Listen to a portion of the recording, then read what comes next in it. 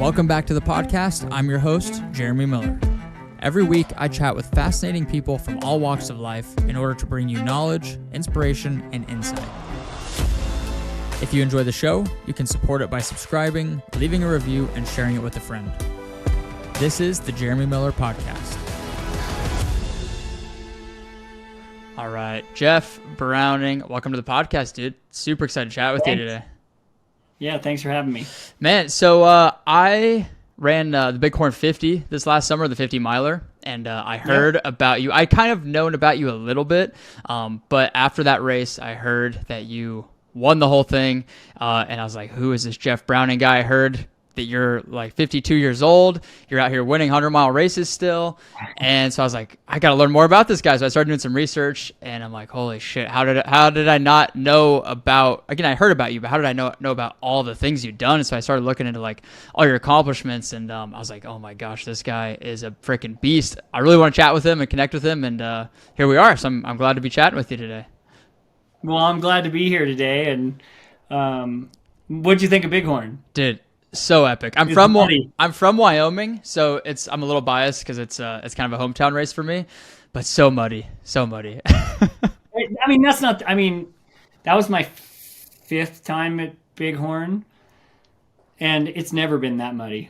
I mean, it's always been muddy sections, but never been that consistently muddy the whole course. Really? Okay, that makes me feel a little bit better. This is my second year doing it, and it was definitely muddier than it was last year. Last year we had some snow, so all the snow hadn't quite melted, which probably resulted in less mud. But what do you think of the mud? Like, do you embrace it? Are you like, God, this freaking mud? Like, what's your approach on it? Oh no, I definitely stay in a good mindset about it. You have to, or else it will get in your head.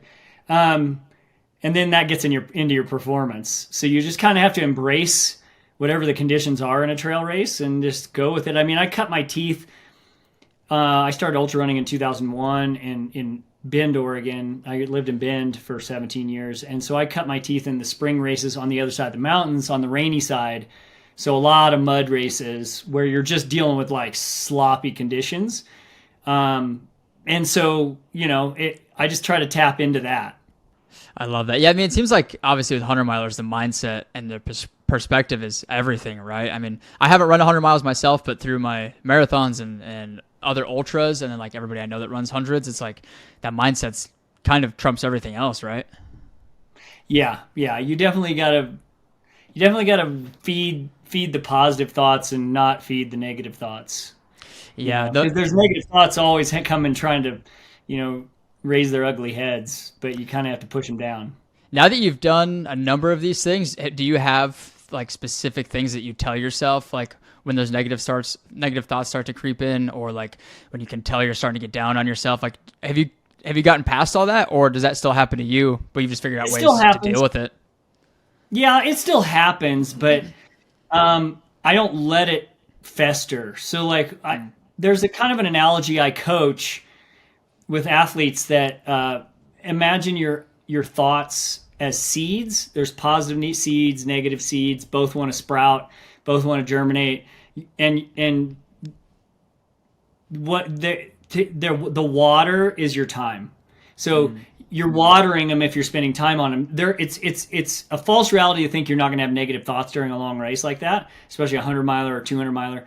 It's going to happen, and you're going to have negative thoughts.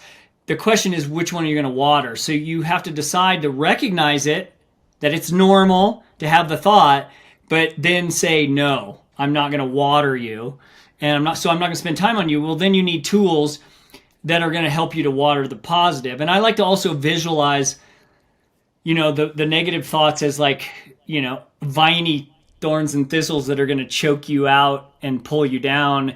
And the positive thoughts are like flowering fruit that the fruit is sweet.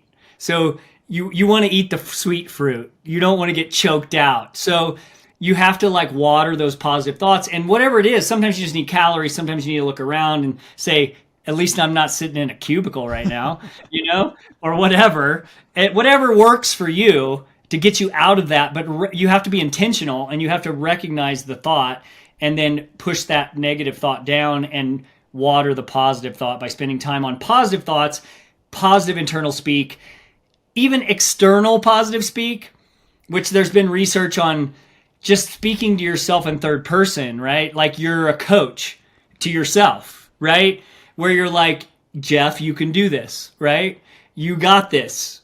And so you, not I. Interesting. And there's some power behind that from a mental perspective. And I've had to do that during races before, especially if you're pushing. Like, for example, this year in Bighorn, since that came up, I mean, I was in second place when I left Dry Fork, so with like 18 to go, and I thought I was trying to just hold off third, which was a buddy of mine from Bozeman, who was just breathing down my neck. He was 10 minutes back, and I could see his light. And so I'm trying to hold on to second place, and as I'm pushing through second place in about mile 87, I see a light in front of me of someone hiking, and it ends up being Seth in the lead, and he kind of had a blow up. And so I was like, blew by him, and then you're like, wow, I have to keep pushing. So you're telling yourself, you can do this, come on, push, you can do this, keep pushing, and every time you want to let down, because you constantly want to let down, especially that late in a race, you want to slow down, you have to just kind of mind over matter and tell yourself you can't. Dude, I love like, that, how man. bad you want it.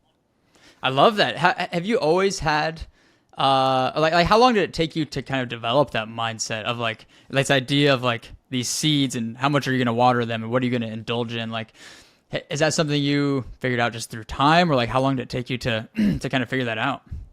Well, I think I'm naturally super competitive and naturally would tap into the positive things, kind of the growth mindset idea of like, it's about the process, and it's like failure is a stepping stone to success, right? It's not like, and I never got caught up too much in the goals. I always got caught up, I always like focused on the process, the trajectory you're on. So always focusing on, you're like, okay, what am I doing this week? And the weekly things you do to get from point A to point B, right? In training.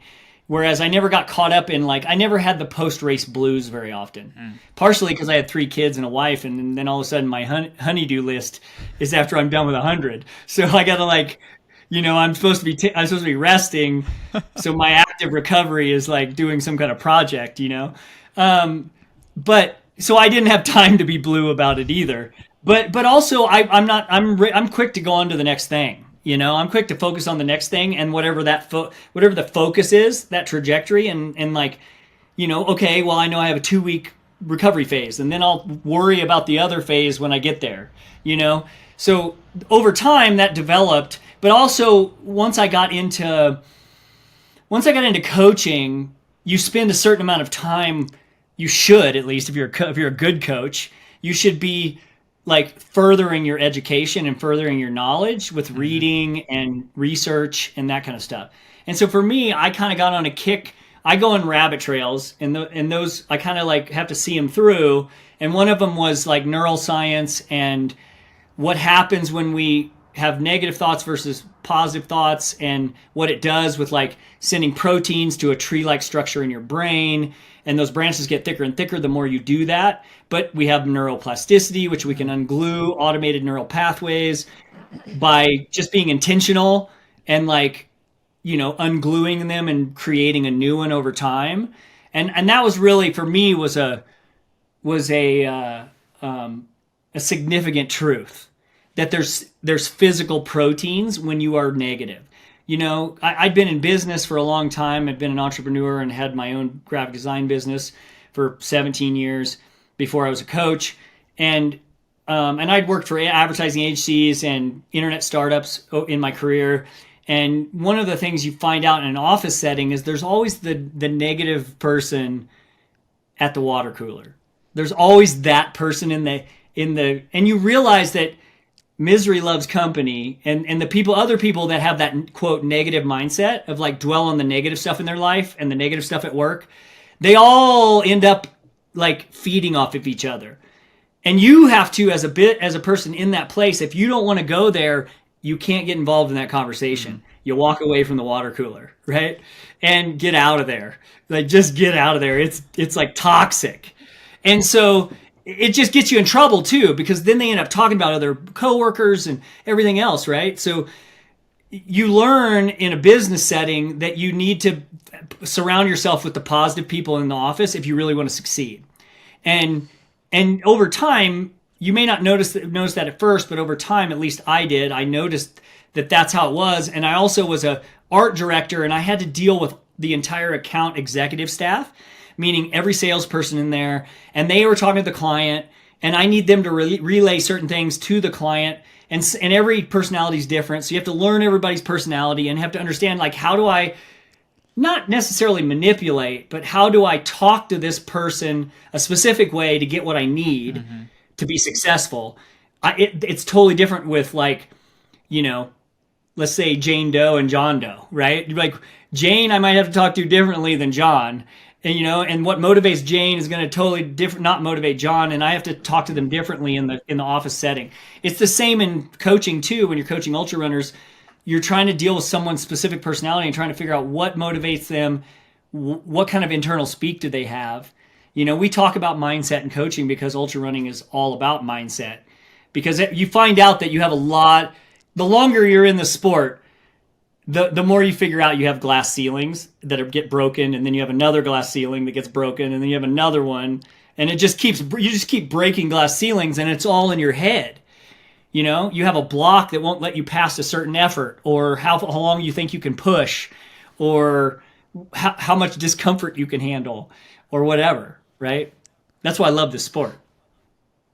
I love that, dude. And that's the same exact reason I've started getting into it more and more. And what fascinates me so much is just the mindset, because it seems like, the longer the race, the less like physically demanding it is in a way, because you're going slower, heart rate is lower, all that. Obviously it is physical, but it just requires more patience, requires more focus, more strategy, more planning, everything that kind of, sits on the mental side of things. I love that though, man. Yeah. What got you into running? We'll just go like all the way back, I guess. I think you said like 2001 was when you first got into it. Did you play like sports growing up? Were you always athletic, or what kind of got you into this endeavor to begin with? I grew up a farm in Missouri, West Central Missouri, just out of the Missouri River Valley. And so I grew up on a 700-acre kind of commercial farm. We had livestock. We had 700 acres of row crop, like corn, soybeans, and wheat. What I call the devil today, corn, soybeans, and wheat, from a nutritional perspective, and all of that in our food supply. It's freaking horrible. But I grew up in that, and I ran everywhere. I lived on a gravel road 6 miles out of town. The closest neighbor was a mile away. If we wanted to play, we met at the creek, half mile in the middle. We ran to the creek, and it was jumping over fences and running through a pasture where there was a bull that would chase you, and cutting through those parts of some woods, and so it was always, we were always off-road running growing up, or running on the gravel road. My grandparents lived a quarter mile away, and running to up the gravel road to my grandparents' house to raid their freezer for ice cream and then run back home on a hot summer day. And then I also grew up playing sports. My dad was a complete sports dad. Like, he lived and died sports, every sport. He watched baseball, he watched basketball, he watched football. He loved football. He was a booster in my high school football team from when I was a young age. We went to every game, out-of-town games, in-town games of high school football. I never missed a football game. And I ended up playing, Nerf football behind the stands when I was young. And then by the time I was old enough, like 12 or 13, I was standing on the side, on the fence on the sideline watching the game, learning it. And played football. My dad was flag football coach. He was my baseball coach. So I grew up with a dad who was a coach, and lived it. He was a farmer, but he also just he did all the sports stuff, and he's super involved in sports. And we watched Monday Night Football. I mean, he was passing the Nerf at every commercial, the Nerf ball across we had a family room in a basement, like a big long basement room, with carpet and two big sofas, and he'd sit on one sofa on one end, and then as soon as a commercial hit, it'd be like 3 to 4 minutes of me running routes and diving into the sofa. I mean, I became an all-conference wide receiver because of it, So I played football, both sides, cornerback, wide receiver, kickoff return man, one of the kickoff return men. and really was focused on football, but I did track and field, basketball, baseball, all-star pitcher or catcher and center fielder. And then, I just was so focused on football. I never saw that I actually had talent in running. I won the 800 meter in my senior year, our conference 800 meter. And so I was conference champ in the 800, but all my coaches were our football coaches. So if you wanted to start on Friday night in the fall, you went out for spring training. You went out for track. And so I was so focused on football that I didn't even think about running. And so I could have gone D1, D3 scholarship as a wide receiver, decided not to do that, decided to go to a bigger college, ended up at the University of Missouri, graduated from there where I met my wife. And I just got into mountain biking. Like I was an early adopter, like 93, I bought my first mountain bike. We started riding like horse trails. It was like cowboy time. There was no rules. And we just, we got into that. And then I was taking spring break trips to Colorado, or Moab. We did Tucson, Sedona, one year, just mountain biking single track.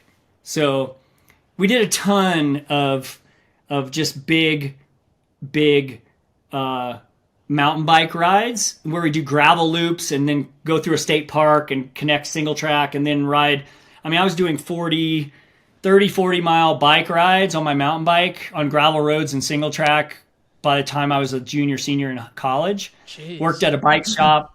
There was also a running shop, and that was really my introduction to marathons. I still didn't know anything about ultra marathons, but the owner of that shop had run 25 Bostons. And wow. He was like the running guy in the shop, and then everybody else was a bike guy. So we were all bike guys, but it was selling running shoes, like specialty running. We were the specialty running shop in Columbia, Missouri, where University of Missouri is. And so all the hardcore local runners came there, and triathletes and everybody. I didn't know anything about them at the time, but it put a seed in my head to run a marathon. So I dabbled in some 5 and 10Ks for fun because of working at that shop, because we sponsored some stuff locally. And I didn't have a lot of money, and I was able to get some free entries because I worked at the shop. And so, again, we were sponsoring the events. So I jumped in some 5 and 10Ks, even a 10-miler, but they're all road runs. And then when I moved to Colorado after college, I was still mountain biking, and I started climbing, and then I was dabbling in trail running, but I was always running like 3 days a week. Like always like 20, 40 minutes. Even through college, I always went out and ran regularly and lifted weights. Like the combo of the two, and then mainly mountain biked. And I really mountain biked a ton when I was in Colorado, but once I moved to Oregon in 2000, 99, 2000, I started running a lot more, and I met a buddy who had just started dabbling. He'd run like 5 marathons, and he started dabbling in a 50K, and he introduced me to like Western States 100, and he had a documentary on VHS tape that we used to like get together for wine once a week and dinner. He was newly married, and I was fairly newly married, and so and our wives worked together, and so we got together once a week before we had kids, and we would just hang out. And I remember like hanging out, drinking wine, and like thinking, yeah, I think I want to do that. I heard this Western States thing, and so that's what really got me into ultras, was the idea of running a 100-miler first. But I decided like, I probably should run a half marathon, 50K, 50-miler, 100K, 100-miler. So I kind of did the whole natural progression over about 2-year window. Probably the best thing that could ever happen is having a lottery back then. Mm-hmm. Because the lottery, I realized, wow, I can't just enter this race.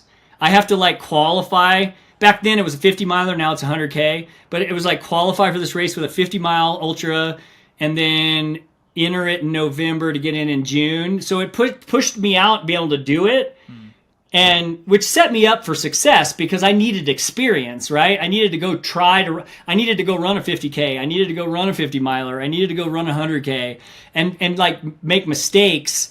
So it set me up for success in my first 100. So it was actually a blessing in disguise. Dude, what a cool freaking story, man. Growing up on a farm, helping the family grow all the stuff that you despise now. I think that's so ironic.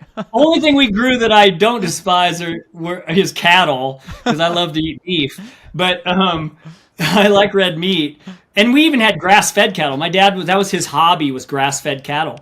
So we always ate grass-fed cattle, but we also had a big, commercial pork operation, commercial hog operation, and a big commercial like crop operation, which are both, like, in my opinion, the problem with our food supply. Yeah, dude, I want to dive into all the nutrition stuff in a little bit, but I love that story. Like, you're always outside, always doing stuff. That's crazy. I didn't realize that mountain biking, like, my dumb brain thinks that, mountain biking has been around forever, but it's like, it sounds like you were kind of one of the early people in it, which was awesome. I mean, the production mountain bikes didn't hit the U.S. until 1986 or 87. Wow. So I was like, it was like 6 or 7 years into mountain biking becoming kind of a specific genre from road biking, that all of a sudden just showed up in like Marin, where it first started in like in the 80s, late 80s. And then all of a sudden it kind of did this blow up in the early 90s. We had three bike shops in town, and everyone was a mountain biker because we had trails. We had like 3 state parks where there's single track, and we had the Katy Trail and the MKT Trail, which were all like old rails to trails like projects. More recent, they'd just been built like within the last decade when I was in college. So we could ride from downtown Columbia and where the campus is. You could ride the MKT Trail all the way out to gravel roads that then would connect you into like all the state parks. So we could do big loops on our mountain bikes and never really be in traffic, which was really pretty sweet. We were kind of an off-road town that way. Dang, it was pretty cool. That's amazing. Do you still mountain bike today as part of like cross training? I do. Like I have a gravel bike, I have a road bike, I have a mountain bike. But I mainly use my gravel bike. I do have a mountain bike that I occasionally get out on, but I like to use my gravel bike as more of a bike to the trail commuter, or mix in adventures from the front door without having to drive to the trailhead. So like, for example, today I rode like 30 minutes, stashed my bike, ran an 8-mile trail loop, then was 5 minutes over to the gym, locked up my bike, lifted weights, and then biked about 13-minute commute back to my house. So it was kind of like a loop where I put the longest ride at the beginning before I ran, then it was just short commutes over to lift, and then short commute home. So I mix it into my training a lot. Dude, that's amazing. It sounds like a great day. Is that pretty typical to do, like what you did today? Yeah, I do a lot of you'll see bike mixed in to my Strava a lot in the summertime and when the weather's nice. I don't every day, but I do probably put a couple hours of time on the bike a week, nice. Of commuting around and going to different trailheads. A lot of times, like, I have trails, 20-minute run from my house, I can be on trails, but sometimes I'll skip that 20 minutes and ride and get farther into the woods just a little bit on my gravel bike, lock it up to a tree, and then just do a long, like a loop, like an hour and a half loop, and then pedal home. Are you in Flagstaff full time now? Yeah, Flagstaff. How do you like it there? It's good. I mean, we have good elevation. I live at my house is at 6,800 feet. Nice. The Coconino Plateau's hovers right around 7,000 feet, and then the San Francisco peaks go up to 12,600 at Humphreys. Dang. The main front side's up to about 9,200 at Eldon, which is part of the Cocodona course. And so that's right out our door. That's 5-minute drive to the trailhead from my house. I can be on legit 2,000, 3,000 feet of vert. Dude, so it's good training ground. Yeah, and we have trails on all sides of town. We're kind of surrounded by national forest. I've heard Flagstaff is epic. My running coach lives there. He does marathons. He's like an OTQ guy. He says he loves it out there. But how do you like that compared to Bend, Oregon? Did you spend the majority of your time during your career in Bend, or is the move to Flagstaff a little bit more recent? Yeah, Flagstaff's only a little over 2 years. We kind of bounced around for a couple of years. We left Bend in 2017, and then we were in Logan, Utah for 2 years, Bozeman, Montana for 2 years, and then we ended up here. And mainly I was chasing where's the best training ground weather? the combo of all of it. And at first we were trying to be in between Seattle and Kansas City, where my wife and my families are. Mine are in Kansas City still. Hers are all out in like Pacific Northwest. So we were trying to be in the middle, but then we realized, like, you know what? Let's quit messing around with like trying to be in the middle, and we just like, let's move somewhere we want to be, where the weather's good. And so that's how we ended up in Flagstaff. How big of a difference do you think it makes where you live based on like training for mountainous hundreds? Obviously, like you want to be, I would imagine, at some sort of elevation with, similar trails that you're going to be racing on. Like, how big of an effect do you think that has? Because right now I live in Austin, Texas, and it's like, it's impossible to train for a mountainous 100 or a mountainous ultra down here. So I'm always curious, like, how big of an effect do you really think it has? I think it has a pretty big effect if you're somewhere in that 5,000 to 8,000 foot range.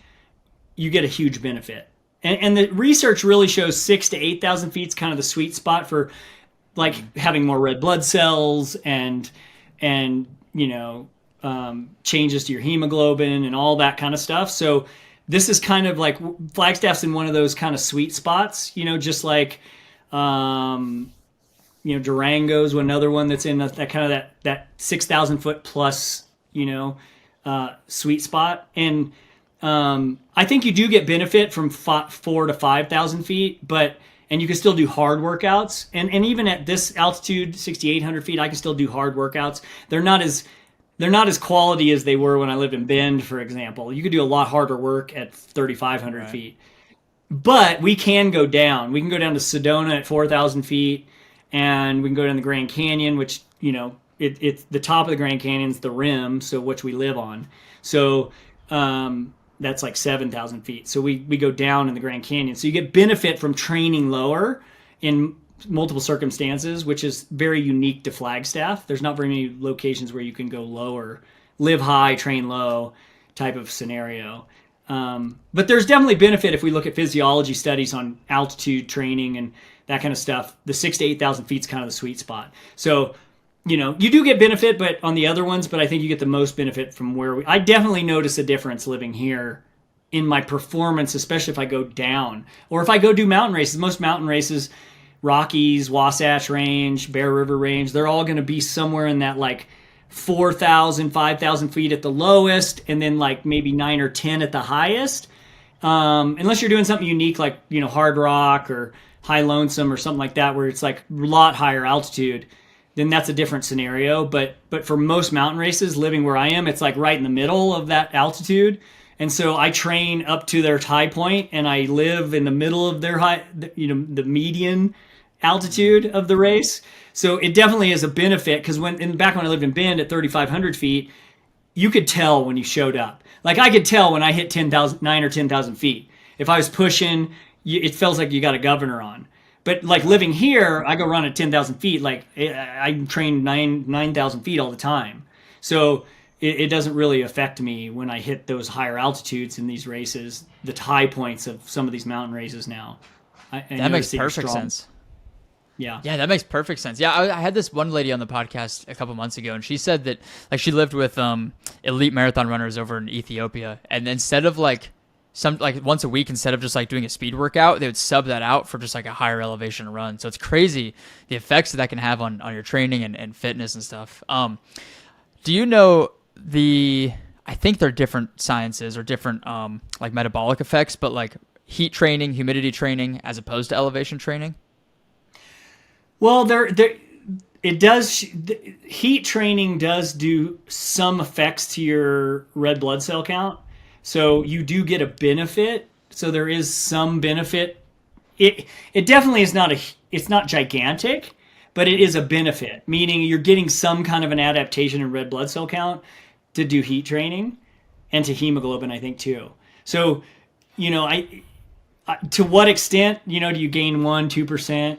I don't know. I don't know what that number is exactly, but I do know that you do get benefit from heat training. So that is a strategy we employ if we have athletes who are, from lower altitude. We're doing some sauna sessions or hot yoga, stuff like that, where they can get some heat acclimation. So when they do go to altitude, hopefully they have a little more red blood cells than they would have. That makes perfect sense. Okay. Yeah, I've been dying in this Texas heat, so I'm like, You have to embrace it, man. You have to embrace the heat. The biggest thing with race one, you're always going to be like not be able to go as hard in the heat. Right. But if you take your easy days and go cruise and use a handheld and maybe some electrolyte pill, like Succeed caps or something like that, or using like Redmond Relight, like a replacement it has no calories, where you just put that in your bottle, so you're getting electrolytes coming in with the water for absorption and like electrolyte balance, so you're not coming out of that workout way behind. Like I was just in New Orleans. I was a keynote speaker at a business conference, and I'm kind of dabbling a little bit of motivational speaking. And nice. One of the things that I embraced while I was there is one of the days, the day I gave my presentation was 8:00 in the morning, and then I was done. So I flew in for this hour presentation, did it, and then I had like all this free time, and I had to fly out the next day. So I spent the whole, like I waited till noon. I went and lifted in the air conditioning at their nice weight room at the Ritz that I was staying at. And then because they had a nice gym for a hotel. And then, it was down on Canal Street. So I ran down in like off the French Quarter at noon during a heat wave. It was so hot, man. But I mean, I was thinking like, one, I've got athletes who live in the Southeast and live in Austin and other places that are really hot. And I don't train in that all the time. We go down in the desert sometimes to get heat acclimation if we have a specific race coming up, but I don't go search it out. And so, unless we go to the Grand Canyon down in the bottom, it's really hot. But I just wanted to experience the humidity because we don't have the humidity here. And it's been so long since I lived in Missouri. It's been 30 years. So I was like, okay, I need to go feel what what it's like to train in this from all my athletes that I coach. And so I went and did an 11-mile run at noon, and it was freaking hot. I went through 3 half-liter handhelds. So I had one handheld, and I had some electrolyte pills with me. So Succeed caps, so like sodium and potassium. So I basically pop one of those for about every 400 milliliters I drink, and to keep the sodium ratio and everything going in with the drink rate. And so I ended up having to hit all these water fountains that were at parks, luckily, because I went through 1.5 liters in an hour and a half run. So I was drinking at 1 liter an hour, basically equivalent. And I had to take, and I even got back, man, and I had to take a nap. It wiped me out. I took a shower. I mean, obviously I didn't have a lot of I had the whole day to kill, and so I was like, well, I'm just gonna take a 2:00 in the afternoon, 3:00 in the afternoon, 30-minute nap, and I felt better after I got that. I had to take a cold shower, try to get the core temperature down when I got back. Was still down in a ton of water. Went and bought. I didn't have enough electrolyte pills with me, so I ended up having to go to like a Walgreens and buy Noon and Noon tablets so I could put it in my water because I was like, man, once you've been doing this 23 years and you've tinkered a lot, when you're dehydrated. Mm-hmm. And I need more electrolytes. I do not have enough liquid still. And so that whole afternoon, evening, I was just pounding Noon tablets and water desperately so I wouldn't I could feel a headache on the verge, from dehydration. But it's interesting that you will adapt over 4 or 5 days of stimulus like that. If I would have stayed there another 4 or 5 days, I would have been feeling fine on those runs. Have you ever done a sweat test? I did one of the Levelin ones a couple weeks ago, and I always knew I was a heavy sweater and a salty sweater, but my mind was blown. I was like, holy shit, I didn't realize that's how much sweat and salt I actually lose. Have you ever done one of those? Yeah, I've done the precision hydration test, which was it's a patented medical test. Actually, one of the guys who coaches for me that I coach as well, Remo Spagnol, he is in Austin, and he's certified to do the precision hydration test. It's about a 45-minute test. They put a coil on your arm, and then you sweat into a tube, and then they extract that and put it through a machine. It's like a briefcase. They've patented it into a briefcase test. It used to be like $3,000 or something at the hospital, but it was a medical test. But now it's like $200 or $300. So So it's a really good one because what they found in testing over 10,000 people, that it's genetic. Like people's concentration of sodium in 1 liter of sweat does not change, even with training. So, and everyone's unique. So like the outliers that they've tested is like 200 milligrams per liter of sweat up to 2,400. And in my cohort of athletes, I have like 600 to 1,900. And I'm like 940. So I'm like kind of right in the middle. A 900 is like average. So it's really good to have that because then you know your unique sodium concentration you need to be replenishing per liter drink rate. And then the other piece of that, the way I play with it is just the home scale test. Weigh yourself with no clothes on, go for a 1 hour run, note the temperature and humidity, and then weigh yourself, towel off, you sweat, weigh with no clothes on again, don't pee, don't drink for 1 hour, and for that 1 hour run. And then whatever you lose is what you lose in those temperature and humidity, and you want to we chart. So I have athletes chart in a spreadsheet. So they get data points. And we might only start with 2 data points initially, but over time they might get 3 or 4 data points in different temperatures. And then we can extrapolate all the other temperatures, then get really close to what their drink rate should be. And that's really helpful. So when you go into a 100-miler, for example, you would go, okay, I'm going to night run, but I'm also going to day run in the hot heat of the day. So I need to look at the high forecast and the low forecast for the race course. And then I can guesstimate, in the morning when it's hot heating up and in the evening when it's cooling off, it's somewhere in the middle. So I can say, okay, here's my high drink rate, my low drink rate, and then I'm going to extrapolate in the middle temperatures as it's heating up or cooling down. And that's really helpful because then you're not overhydrating, but you're not underhydrating, depending on temperatures. Interesting. I never knew that was genetic. I was wondering that after I did it. I was like, I wonder how much this is influenced by like my diet, how much I hydrated in the days leading up to the test. But it sounds like they basically found that that's almost 100% genetic, or it is 100% genetic. The number really barely changes if you get tested all kinds of different times. So interesting. And I don't know how, I'm not familiar with the levels one, like how accurate it is. I just know that this precision hydration one was a medical grade test that they converted into a briefcase test. So it's still the same test as the medical test. It's just more convenient. They can come to your house with like a briefcase and a laptop. Right. Damn, I got to check that one out. Especially because it sounds like that guy's here in Austin too. Because the Levelin one. Yeah, he's in Austin. It'd be easy to hook up with him, man. I'll pass you his info. Yeah, I love that. Yeah, at mine, the Levelin said I was like 2,000 milligrams an hour, which I would believe it, but I'd love to like get a second opinion on it too. 2,000 milligrams of sodium. Yeah. That's really high. Yeah, I'm like, I know I'm a salty I'd sweater. like to see it tested with that medical grade test. Yeah. To see if it's actually that high. I bet it's not quite that high. I have seen a lot of guys over 1,000 and girls over 1,000. I've got multiple 1,500, 1,400, 1,200, multiple 1,100s, and a 1,950 is my highest. Yeah, that's exactly what I was. In my cohort of athletes. Interesting. Yeah, I might need to get a second test done. We'll see. So let's go back. So your initial motivation to get into ultra running and hundreds was Western States. Bighorn was your first 100, right? No, Western States was in 2002. Was my first 100. Okay. Bighorn was my third 100. Was Bighorn your first 100 win? I did Wasatch in 2004. I did. What's that? Was Bighorn your first 100 win? Maybe that's where I saw. Yeah, that was my first 100-mile win. Okay. Yeah, it was my third 100 and my first win. Dang, that's nuts. The third 100 you ever did, and you freaking won the whole thing at Bighorn too. Like one of the. As far as I know, you got to remember, competition wasn't what it is today. Like at Bighorn this year, that winning time would have got me 4th or 5th, right? Wow.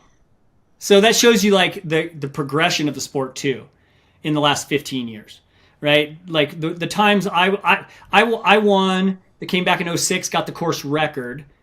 Which I ran with like a 20:24 to get a course record because the course record was like right around just under 21 hours.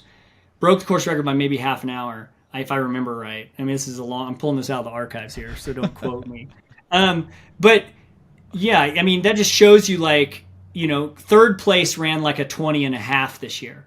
Jeez. Right? So even my course record year win would have still put me in third. this year, for example. That's wild. So What was that? in worse conditions too. So you could argue the '06 year when I ran 2024, the course was dry. Like it's the driest I'd ever seen it. It's the driest I've ever run it. And it was like you were just hammering like dry single track the whole time. Like there were couple little muddy sections, but they were literally like 10 feet or 15 feet, and then you're out of it. And it was dry trail. All the stuff up on top was dry. So Dang. it was like a different course. If we would have ran that this year, we would have probably run probably sub 19. Jeez.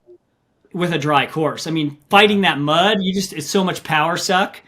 And we were pushing hard. We would have run definitely way faster. The top 3 would have. I'm really curious the like mindset and preparation and strategy that goes into a race for somebody like you who is going after course records, going after wins, as opposed to somebody like me who I'm just going out to finish. Like I don't really care what my time is. I don't care what place I get. I'm just trying to get the thing done. I'm curious like how your mindset might be different. So like I mean deep into a race or like even I guess before the race starts, like are you going after a course record or are you going out to win? Like what's your strategy kind of look like there? It depends on the race, and what the field looks like, So, I'll give you a contrast. Like I definitely wanted to win at Bighorn based on the field, but I knew it would be tough because there's 2 guys that I knew personally that were fast, and that are proven in 100-milers, meaning they're not newbies. They've had good performances, I mean, David Aiella has the I Am Tough course record. I think Seth Swanson might have a course record or 2 too. And he's been like second at Western States. And so I knew that it would be a tough to pull out a win there. Luckily, I was able to. Sometimes you get gifts and you take them. And then, but like for Hard Rock, for example, there were 3 Euros come in. There was a pretty solid field there. I knew I would, typically that has a deeper field. So usually I'm trying to just run the best time I can there and see where I end up. And usually I'm 4th or 5th there. So it just depends on the race. But mentally, I always prep for I always have splits. I always have, specific goal splits to run a specific time. And it's usually my A goal is always a little audacious, meaning I can imagine myself getting it, but I'm not going to get it very often, like maybe 10 or 20% of the time. Like if I nail it and everything goes really good and I'm on, then I'm going to get that time, or I've got a good shot at getting that time. But most of the time, then it's just like every sub 30 minutes, So let's say you're trying to run a 20 flat. Then the next one would be sub 20:30, then it'd be sub 21, then sub 21:30, right? That's my fallback plan. Those are my A, B, C goals. Plan B is just get under the next 30 minutes. And if you miss that, then it's the next 30 minutes, right? So that keeps me motivated to not mentally let down, even when you didn't get your goal. So that's how I've always kind of approached it. And then the other is just logistical planning before. Know the course, know where the hard parts are, visualize the course, visualize racing the course, meaning where are you going to push, where are you going to chill, how much are you going to chill? You're going to chill the first 50 miles, 60 miles, 70 miles, or is it first 50 miles and then push for a 50K from 50 to 80, or are you waiting till the last 50K to push? Depends on the difficulty of the course, the layout of the course, where all the big climbs are. There's a lot of factors that factor into a kind of a race strategy up front, at least from my mind. Yeah, that makes sense. Are you a spreadsheet runner, as they call them? Do you have timetables of okay, I got to be at this aid station by this time, run this pace to get there? Or are you kind of just I'll get there when I get there, I'm going to go based off of feel? I do time. Time of day is the only thing I give myself. I do the name of the aid station. I do a chart, name of the aid station, the mileage, and the time of day to get there. And then when I develop that, I then take those splits, copy it to another tab in my spreadsheet, and create a big one that takes up a whole 8.5 by 11 sheet. And then I put notes next to like where drop bags are and where I'm going to see crew, and then all the gear that goes in the drop bag, and all the like nutrition information, like how many gels am I picking up at, mile 25 if I'm going to hit a drop bag and the crew's going to go get the drop bag. What are they going to give me out of that? And it's going to be like, 3 gels and 3 tailwinds, powders and electrolytes and whatever else that's in there. So that way I'm doing all the thinking up front and I'm not having to think during the race. And so, and it's, the last 6 or 7, 8 years of racing, the ante has gone up because the competition's steeper. And so you have to be more like a pit crew in a lot of races, where I used to just go off drop bags and still get wins. But now I mostly like use crew. Like some buddy will show up, ahead of time. I'll call him like 3 months out and say, hey, can you come crew for me this weekend? And I have a little kind of stable of like people I've used over the years that I trust that like to come and help, and they're all ultra runners too. So that's awesome, dude. Yeah, dude, seeing some of those the crews, like as the elites, I'll just call it, I'll throw you in with the elites, obviously. When the elites are coming through, like they don't even stop. Like most people, they come in, sit down, have a snack, change out their shoes, they're chilling for a minute. You guys just you blow through. It's like literally a pit crew. Like you're grabbing water, grabbing it, and then you're out. It's like 30 seconds. But I mean, obviously you're racing, and so that's a whole different thing that goes into it. You don't even like really give yourself a chance to like take a rest, I guess. It's so impressive to watch. Yeah, we just keep moving. We try to keep moving and minimize time at aid stations. Maybe a couple of key ones where you might sit for a second and you're doing something specific. Like a shoe change. Like in a 100-miler, I might do one shoe change, halfway, and shock shoe change. So that would be a sit down, that kind of thing. But most of the time, it's like, you literally, as I'm walking into the aid station, I'm like putting powder and electrolytes in one bottle, and getting the other flask out, and I already have that lid off, and I'm handing it to a volunteer, and they're filling that with water. As I'm putting the powder in the other one, then they're filling that with water, and then I'm putting caps back on, and then I'm like, might walk by the aid station table and grab one piece of fruit, and then I'm out. It's quick.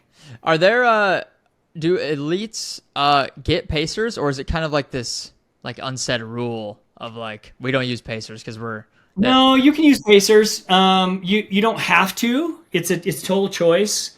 And it depends on the race. If you're racing in Europe, they don't allow pacers.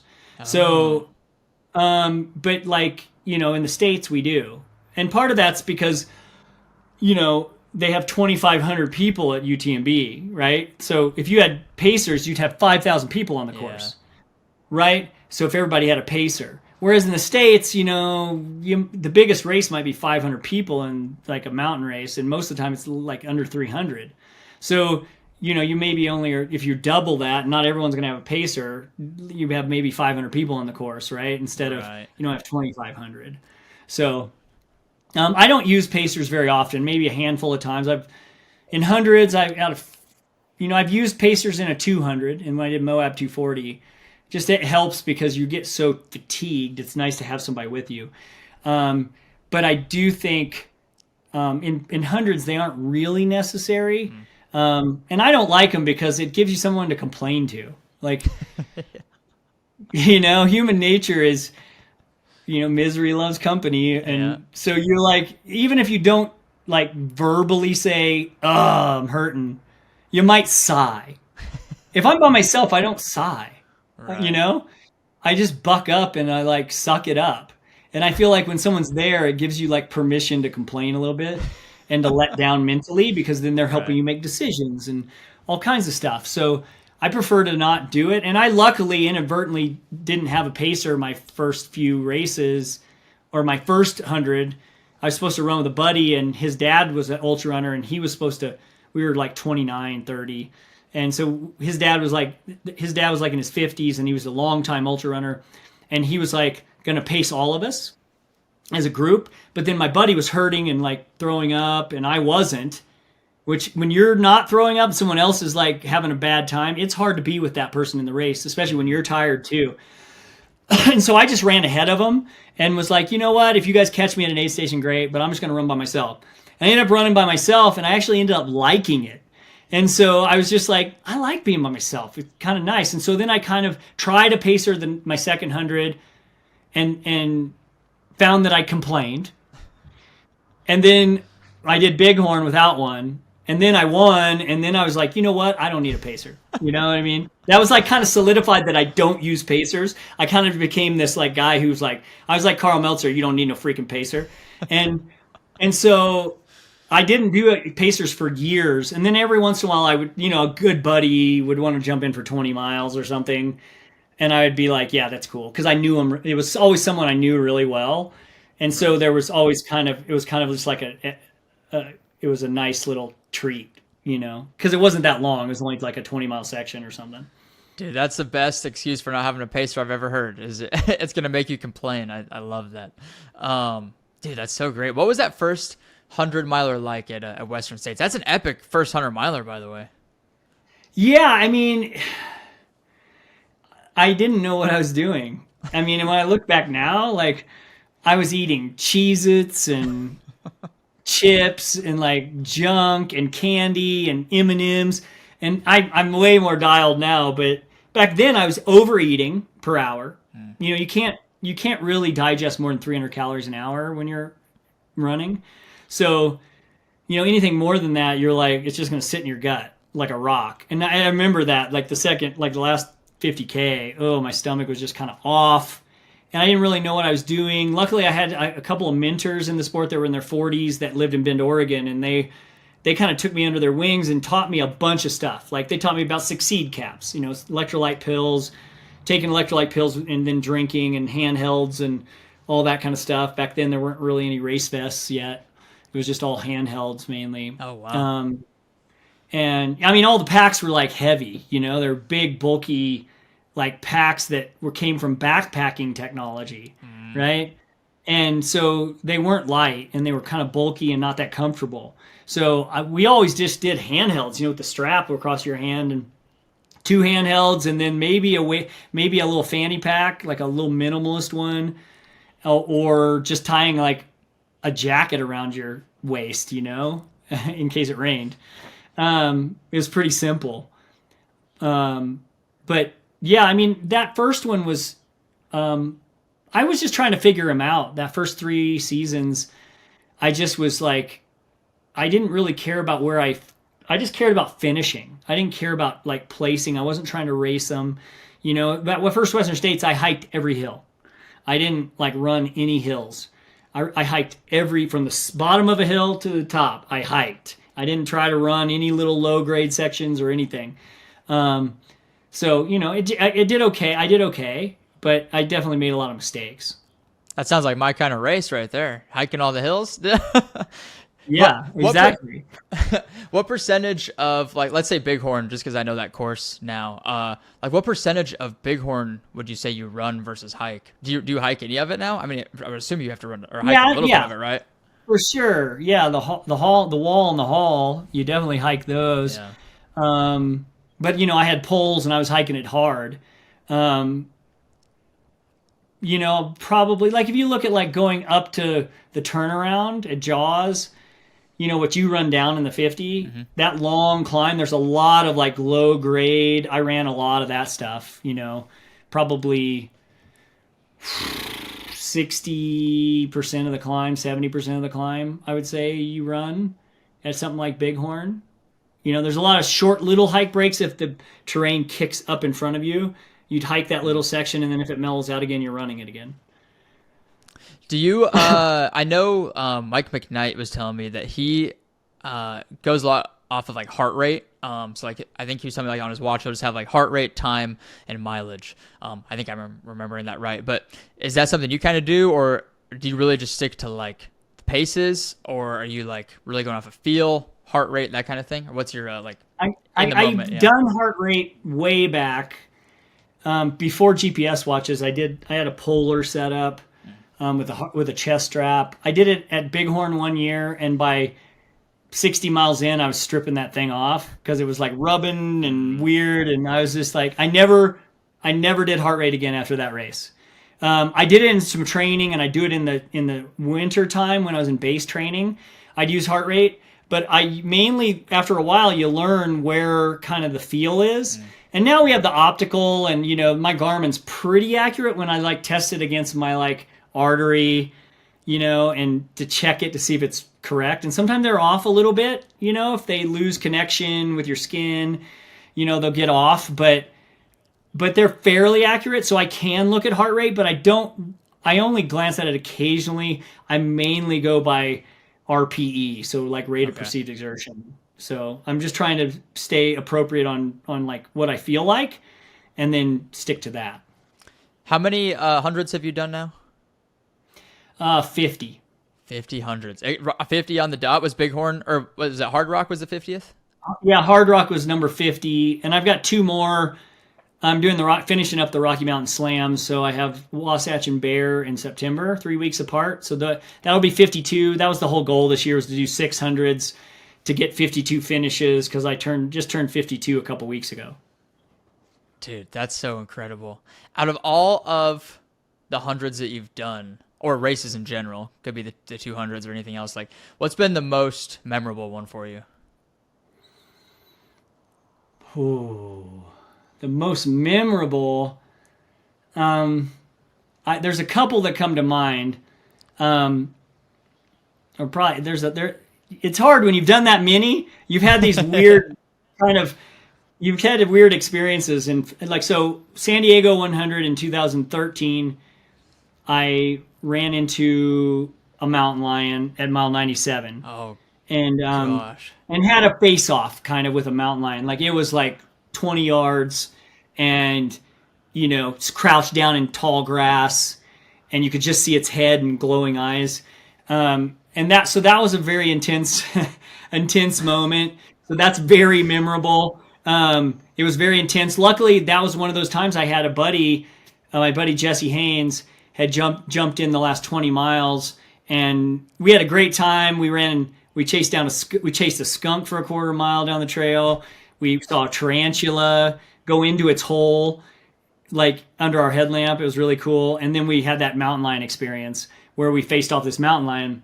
So I was glad to have him with me in that moment. So that's one. Another one would be like, Ultra Fjord in Patagonia, Chile was a very memorable one because it was such a hard race.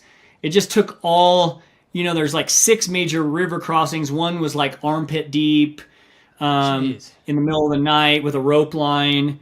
There was a glacier we had to cross with crevasses.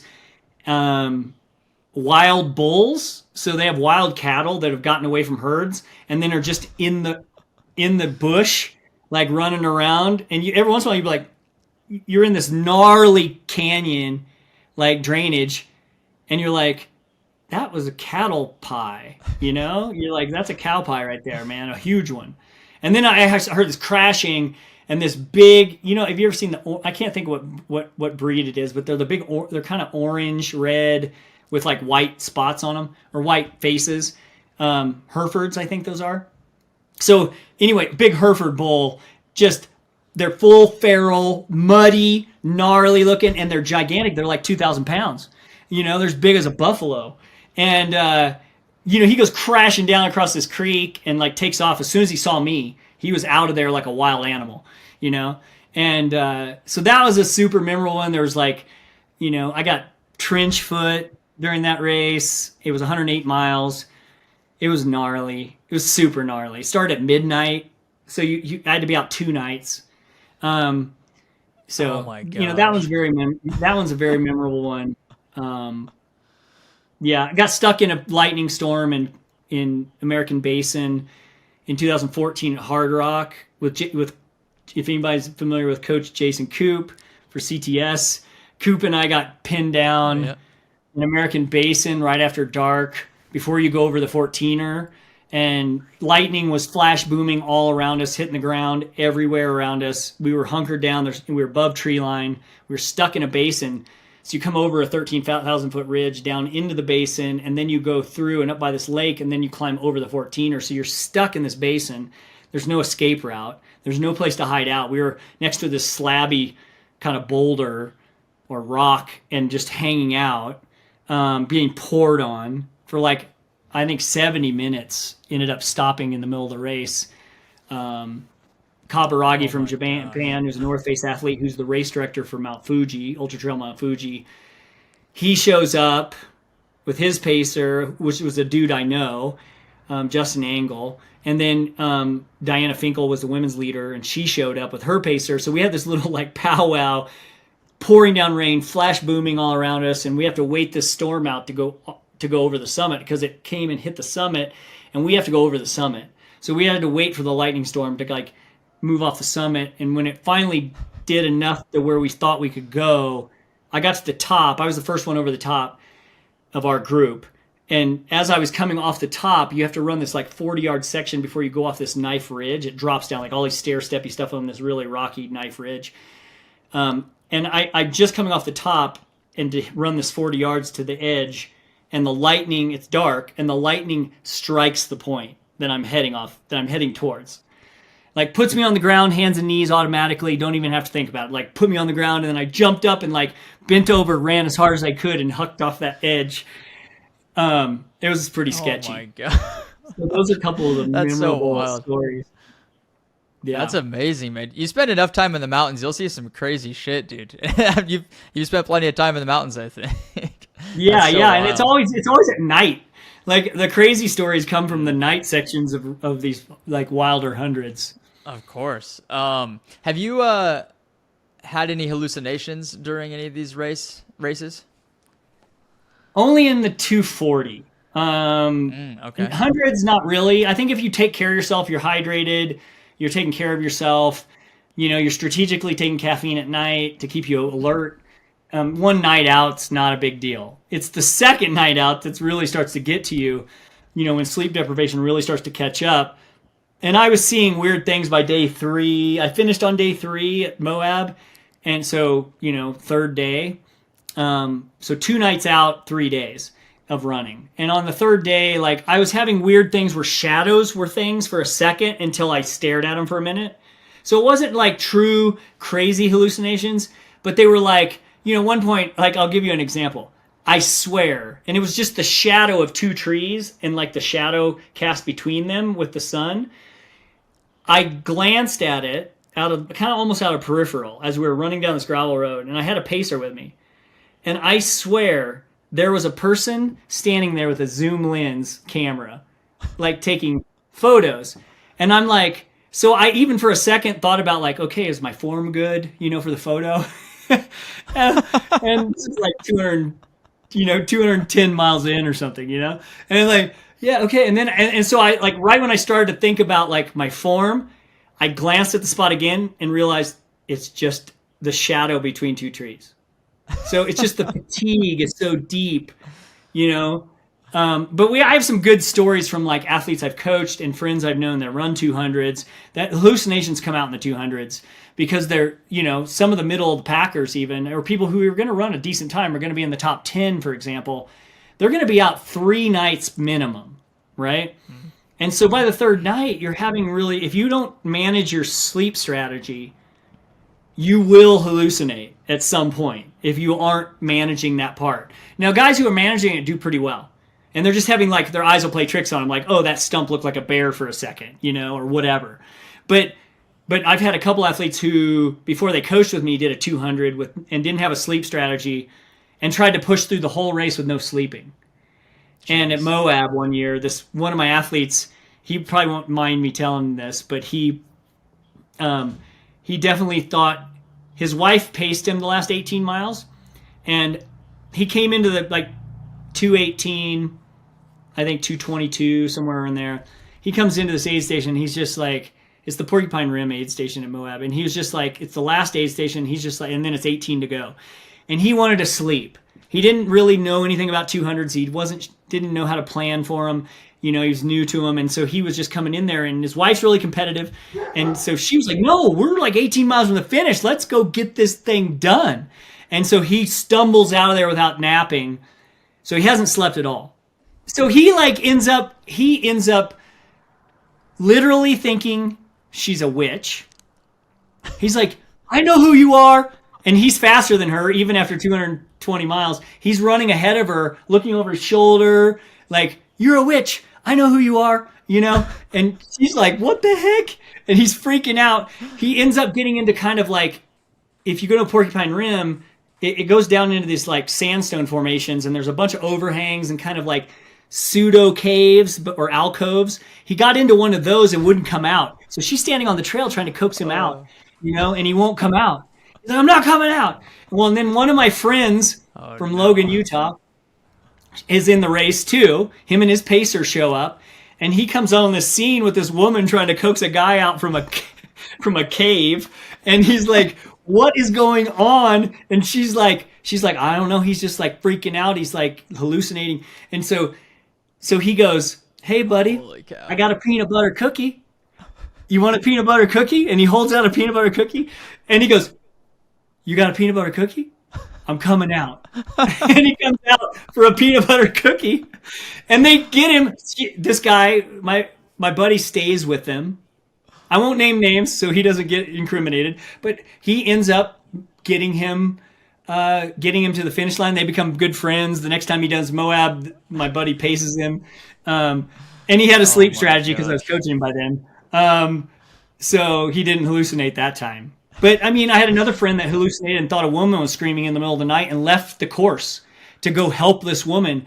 And they saw on his tracker that he'd left the course, so they sent a volunteer to deal with him and get him back on course. And they had to play along with his hallucination. They said, no, we sent someone to get the woman. She's okay. Because he was freaked out. He's like, the woman needs help.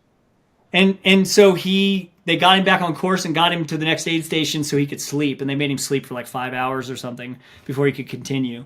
Holy cow. Yeah. I mean, it's real in the long stuff. The 200s really bring it out. That is so crazy. I mean, I've heard of like, Courtney Dauwalter's stories of her hallucinations. It's always something like playful and like kind of funny, but like some of those, like, I mean, it could like make you do some stuff. Like, I don't know, might make you walk off a cliff or something if you're not paying attention, or like you don't have somebody there to help you. It really is sketchy. That's why these 200s need a sleep strategy every night, especially if you're going to be out for 3 or 4 nights, like the middle of the back of the pack is. They are out for so long and so much sleep deprivation. We actually recommend at least an hour and a half nap every night, as a minimum starting point. So they're functioning. You're tricking the body in the middle of every night. Somewhere in the middle of the night, take an hour and a half nap. That'll be one REM cycle about, and get a REM cycle in, and then it tricks the body into being kind of somewhat alert. And if you can do that every night, you'll probably be okay. When you set when you did Moab, you set the course record, correct? Yes. Is that still the standing course record? Yeah, it's the standard course record. There's 2 times that are faster than mine. Mike McKnight and this other guy trying to think where he's from. The year it was a snow course and they didn't go up in the LaSalle's. So it was a way faster course. It's a year I paced him. So I've seen that section he ran and the section that's on the legit course, and it's not the same. It's not even close to the same. So I don't know whether, I mean, I know that like Candace, she owns Destination Trails. She even said like this, we consider this the course record, the standard course record, because that other course is faster.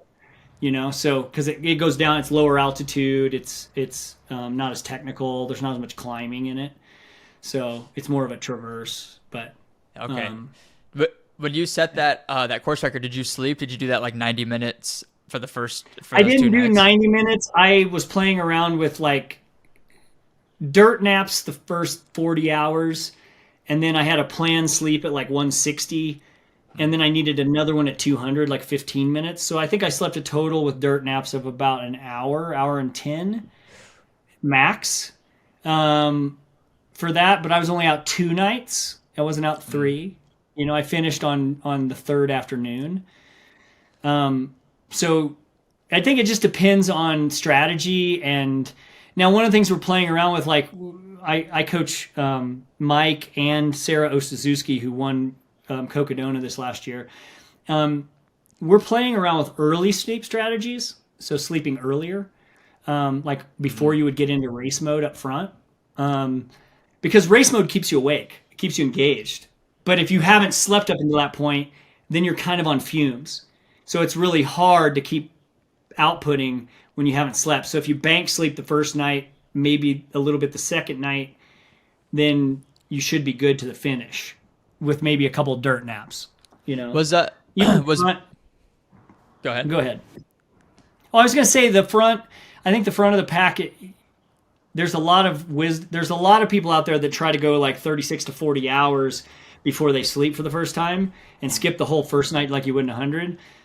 I'm still not convinced that's the right strategy as a coach.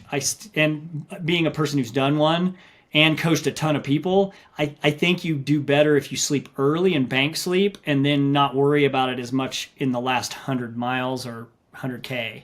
If you can get the last 60, throw down the last 60 miles of the race and get into race mode where you're either catching people or someone's right on your neck, breathing down your neck, then I think you can stay way more alert and perform better because you've already banked the sleep and you don't really need it that last 60 miles, unless you needed like a 5-minute dirt nap to just bring you back around a second, Right. Yeah, it's probably kind of this balance of like taking the time to sleep, but how much do you take so that you're not losing out on race time? Because that's where people can pass you, get ahead of you. So it's probably like that very fine balance. And it seems like 200s are still relatively new enough that like there isn't a for sure set strategy, but it sounds like you guys are kind of starting to figure that out, right? Yeah, we're trying to still figure these things out, man. They're just not very old. They've been around not that long, So I think that because they're new, it's really like kind of like what ultras were 20 years ago. We didn't even, for like 100 milers, I guess. We didn't really know how to train for them or what we were doing. And now we're starting to get some strategies. There's different strategies and we're testing them all out. And, I luckily am fortunate enough to coach Mike McKnight, who's done a ton of them. And I coach Wes Rittner, who's done like 15 200s, and he's always up there in like, top 3 or 4 in the race. And so he's in his, mid 50s. And so he, between those two guys and Sarah, like we've really been able to like kind of put together, like for the front of the pack, put together a more like solid strategy that I think kind of actually falls outside of what the common strategy is. Interesting. Yeah, it's I keep hearing 200 is the new 100. I'm sure you've heard that as well. It's like the slogan for destination trails. It's like I don't know where it's going to go from there. Line for destination trails for sure. But man, they are different. They're a different beast and they're cool and they're a harder nut to crack because there's way more moving parts. There's way more like chance for things to go off the rails, because of sleep deprivation. And then just generally being out for that long, like blisters, bruised metatarsals, whatever, sore feet, you just don't know what your body specifically is going to deal with. Right. It might not ever pop up in 100, but in 200 it does. I definitely want to talk about strength training with you. And it seems like for these mountainous races and the longer the race, the more important role strength training plays. Have you always been, I mean, you kind of mentioned it earlier, I guess, like you've always been into this cross training thing. Have you always been like super intentional with strength training? Because I know it's a huge part of your routine now.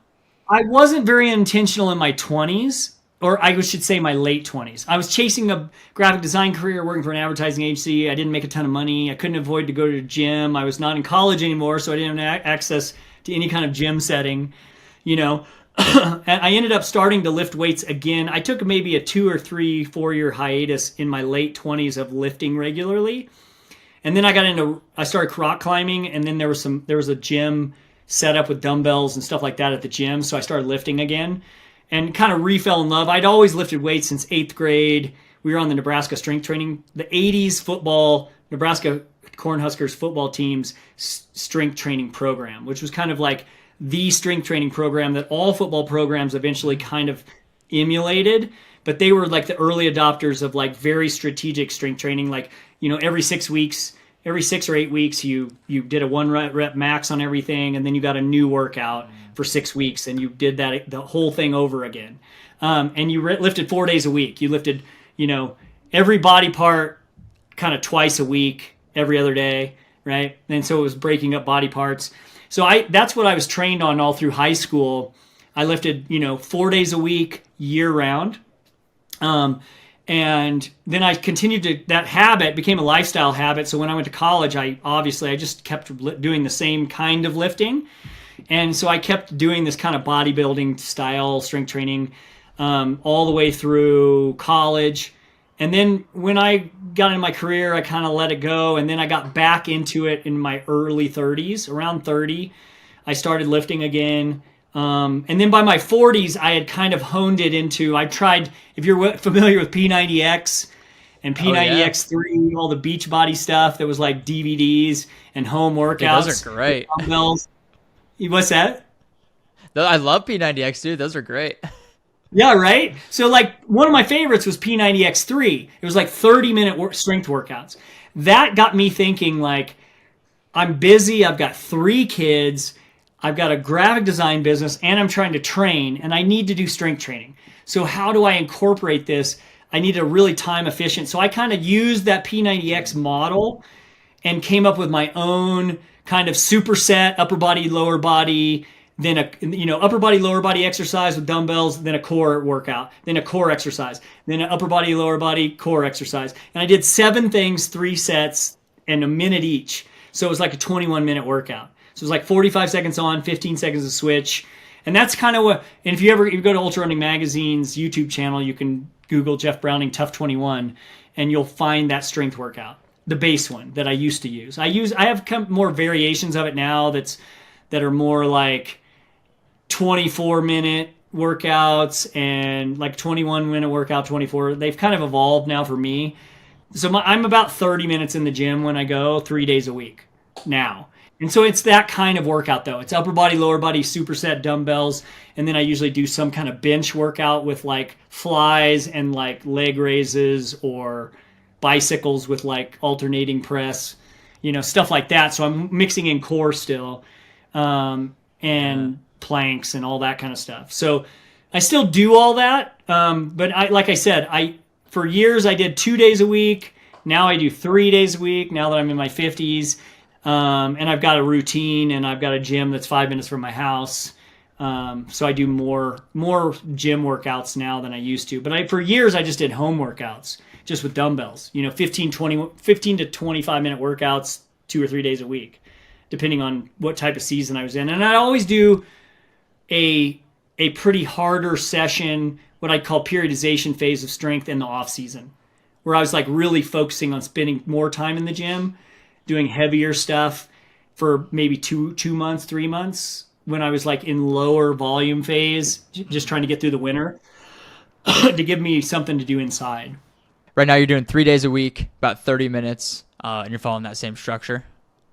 Yeah, same structure of upper body, lower body, supersetted with dumbbells, So like, for example, like deadlift, upright row press. Right? So you go do a deadlift, bring it up to here, and then over your head, and then back down, and you're controlling the weight all the time. So never like dropping weight. 70% of strength gain is in the lowering, the eccentric movement, the lowering of the weight. Right. When you see all the muscle heads at the gym like dropping their weights and stuff, you're like, dude, you're like leaving a lot on the table, man. Just to push that extra little bit of weight because of your ego. Like, back off 20 pounds and control the weight, right? So I always laugh at that because I never say anything, but I always like there's a chuckle inside my head at the ego in the gym with heavy weights when they can't even get full extension because it's too heavy, and you're just like, man, just back off like 20 pounds and like you get full extension and then lower it really controlled, or whatever. But that's the coach in me, critiquing. Yeah. No, I love that. It sounds like you're just super, super efficient and intentional. With all of your training, but especially with the strength training stuff too. It's like, I think most runners, it seems like it's kind of shifting, especially within ultras, because people understand like how much power and strength you need for the mountains. But it seems like there's a shift of like more runners adopting strength training plans and people becoming more aware of it, which is cool. But I love that it's just like 3 times 30 minutes a week. Like it's so simple, really. It's like, who doesn't have an extra 90 minutes a week? And it's like that 90 minutes a week makes a huge difference, I'm sure, right? It makes a huge difference, and it's very consolidated. Like the way I do it, I'm moving the whole time. Like I watch other guys in the gym. To my 9 exercises times 3, right? Times 3 sets.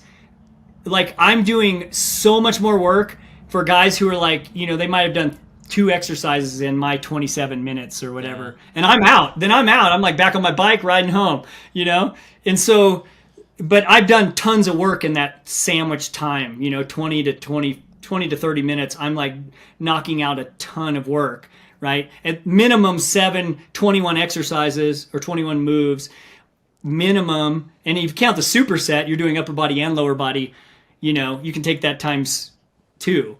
Right? So you're getting a ton of work in a short amount of time. And that's where I've always kind of approached strength training. I don't want to spend 2 hours in the gym, walking around from exercise machine to exercise machine, or like taking weights on and off, and plates on and off of a bench or plates on and off some other exercise. I go to a couple of machines and then I do dumbbell work.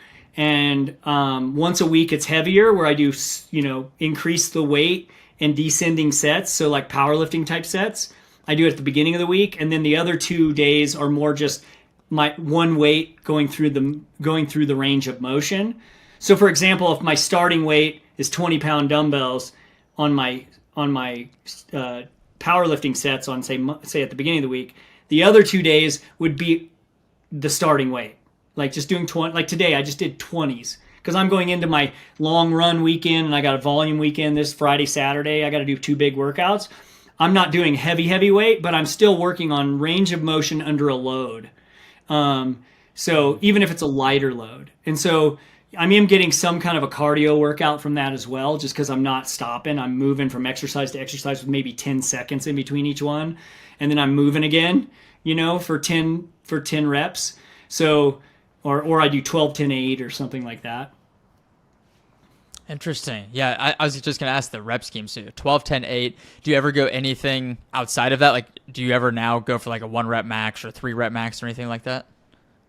Every once in a while I'll go for heavier stuff, but like when I do the powerlifting sets, I'll do like 10 or 12 as the warm up, and then I'll do like 6-4 or 6-3 with heavier and going heavier with each one. I like those. I like to do that, especially in the off season. I really work on that, like heavier. But then the other 2 days are more, I kind of see those as more like maintenance, range of motion. You're working on mobility and range of motion. I'm trying to if I'm doing curls, like even if I'm doing curls, I'm making sure that I'm fully extending my arms and then I'm fully coming all the way to the max range of motion and controlling the weight on the lowering. Right, so you're really getting a lot of bang for your buck for a little lighter weight when you control the weight. Right, that totally makes sense. Especially like I'm curious to know what your leg days look like what leg exercises you do, because I've been incorporating a lot more like Bulgarian split squats to really get that like eccentric movement of the quad for like the downhill aspect. Yeah. What are your leg day exercises look like? I usually am doing some when I do the heavier day, I'll do squats, like squat rack. I'll do deadlifts or like the trap bar, you stand in the middle of. Mm-hmm. And then I do deep forward knee lunges, like your knees over toes guy.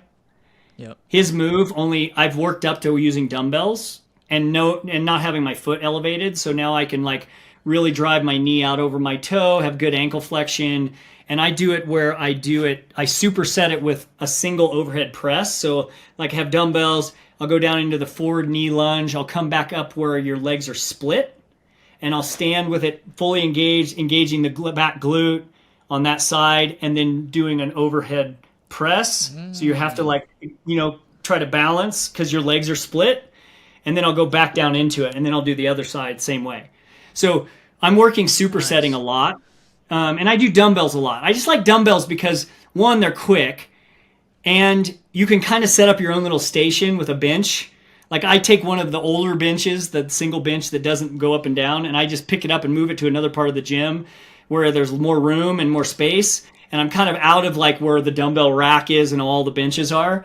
And so I can go over by myself and just kind of stay over there for 30 minutes and have a little circuit going, take a couple of dumbbells over there and just work, different weights and like really focus on, and I really focus on engagement. So I think a lot of things you see in the gym is you see people doing like half range, like 3/4 range of motion, and all kinds of stuff, where I'm trying to work on full range of motion and feeling like, when you get to the top of a deadlift or a squat, do you stop, squeeze your glutes fully flexed, which tucks your hips under you, and then engage your core too before you start down to the next movement, right? You're not just going up and down, up and down. You're going down, coming back up and squeezing, driving your shoulders back so your shoulder blades are slightly pinched, and driving your shoulders back near your ears so you don't have that forward, head posture thing that everybody does because we're sitting at computers and driving. So like really working on like your posture and engagement on every move. So moves are intentional.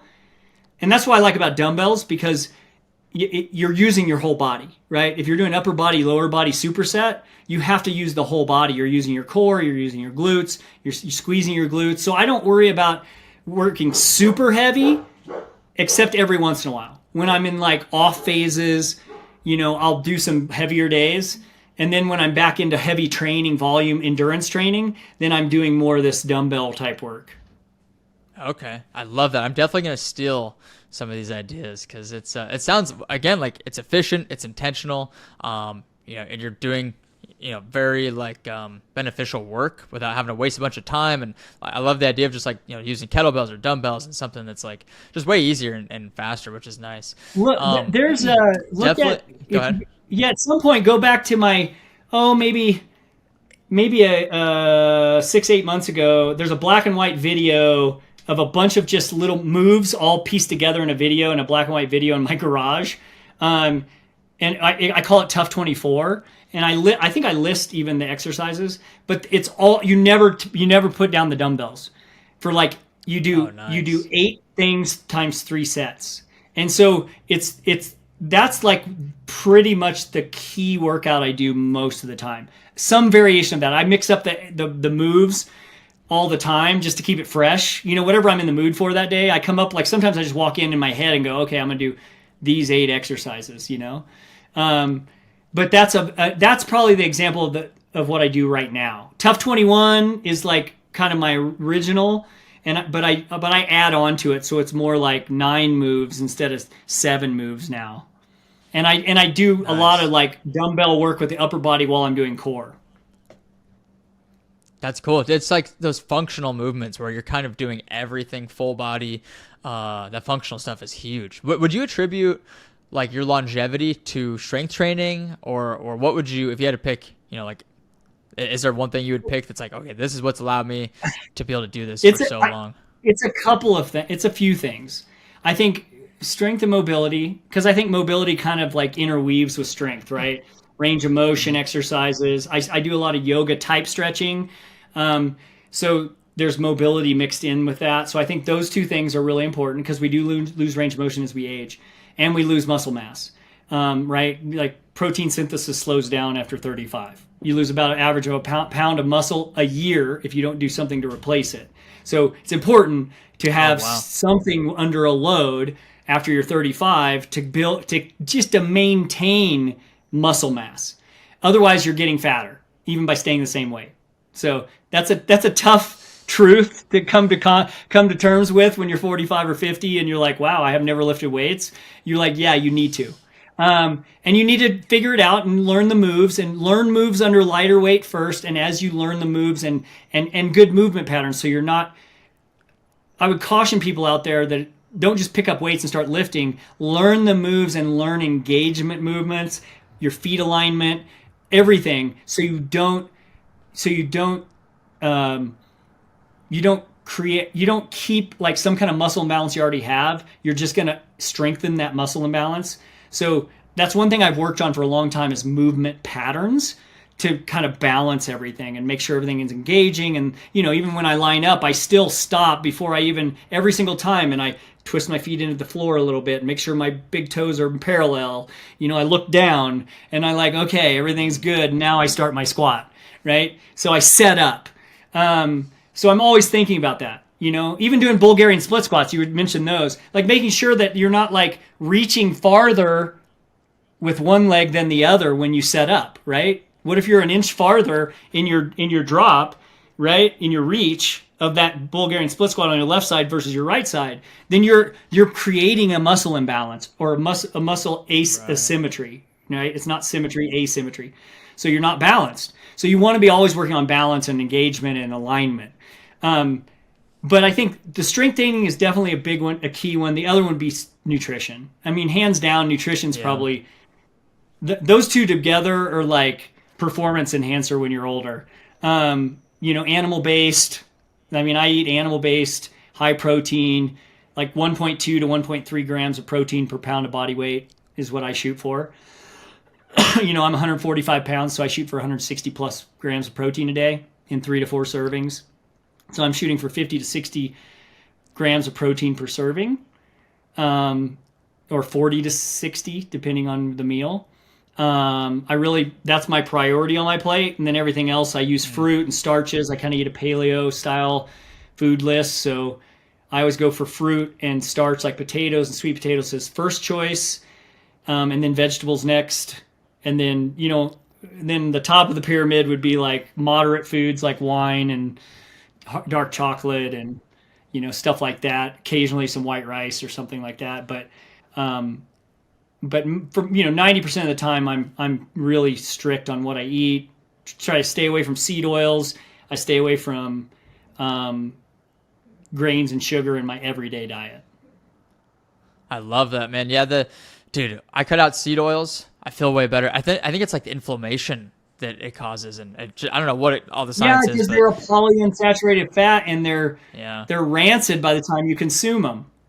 And it's crazy, dude. Today, Rolling Stone just published a article online about that seed oils aren't that bad for you, and I was just like, oh my gosh, like stick to music, Rolling Stone. Yeah. Seriously.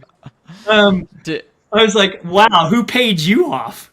It's just, they're rancid. You know what I mean? They're an unstable molecular, they're the most unstable molecular chain of the fats, right? There's saturated fats, monounsaturated fats like avocado oil and olive oil. And then there's polyunsaturated fats, all the seed oils, right? All the seed-based oils. They have to high heat them. They're so unstable that they oxidize under heat, light, and air. Well, first, just to extract them, you have to have high heat.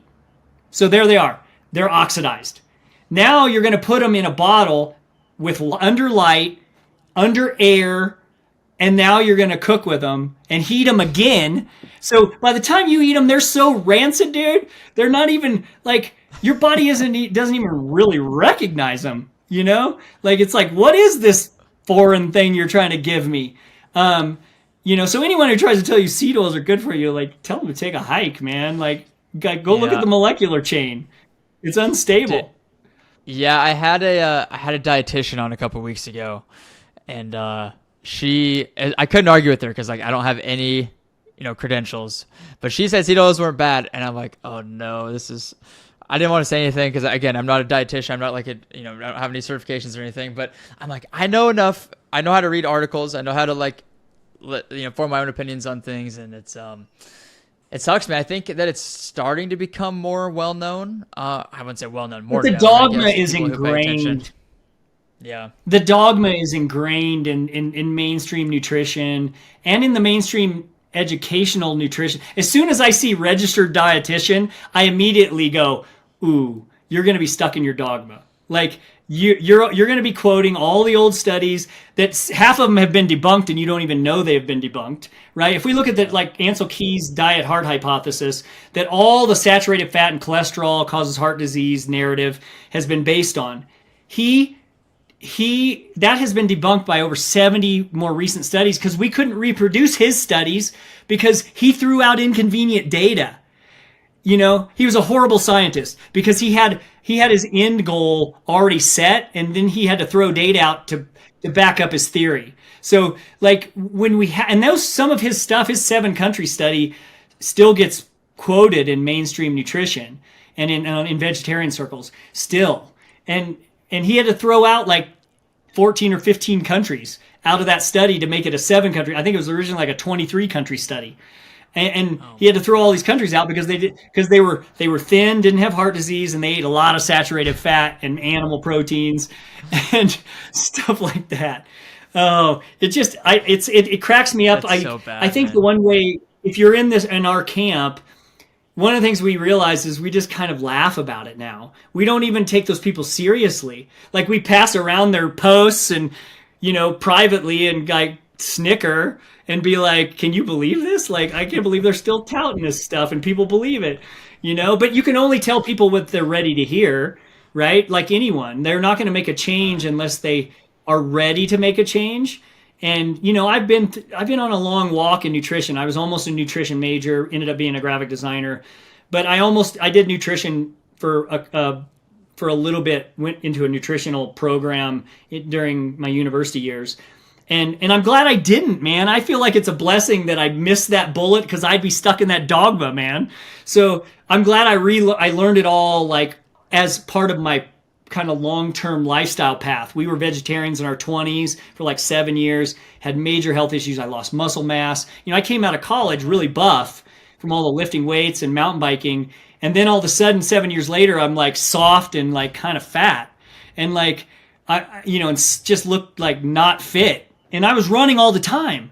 And I was like, something's not right here. My wife was having even worse nutritional issues because we just had our first kid and she was trying to like, we were trying to raise him vegetarian and he wasn't thriving. And so finally, like when he was 18 months old, we made a full shift to like full whole foods organic. And then like we did that for 12 or 13 years. And then we shifted to this kind of paleo, got rid of grains and sugar, right? So it wasn't a big shift for us because we were already eating organic. We were already eating real food. We just cut out the grains and sugar and legumes and all that kind of stuff. And man, my career, if you look at it from 2016 out, you can look at Ultra Signed Up, like from 2016 on, my career got like a second wind after I switched my diet. Because I wasn't inflamed. I was recovering, like really fast. And I fine-tuned it over the years, and that's what Mike McKnight, I'm the one that shared it, my experience with him, and then he made the shift. Mm-hmm. We had a 5-hour van ride together one year, and we were, before I even coaching, and I was just like talking to him, and the next thing we know is like, he's like, I'm gonna do this too after we kind of I shared my story. And he hasn't looked back either because you feel good on it. You recover really fast. And all my athletes that do it, they're like, they might go back to their old way for a while, for a season, and then they're like, dude, I got to get off of this again. Like, I'm so inflamed and I gained weight back. And all these little things, and they're like, my knees are sore. And, and now, you get them back on this and they just like, you give them some volume and they recover from it. They go to a race, they recover from it in half the time they used to. So... yeah, dude, cool. I think the recovery aspect, like, anecdotally in my experience, the recovery is insane. Like, I'm basically never sore. Like, a year ago, even like when I was going through my first like marathon prep, I was just sore all the time because I was just like, oh, I'm running so much. I just got to eat anything and everything, eating all this processed shit, not paying attention to sugars and seed oils and stuff. I was just always sore. And now, like, I don't know. I feel fine the next day, and I'm sure you can say the same thing.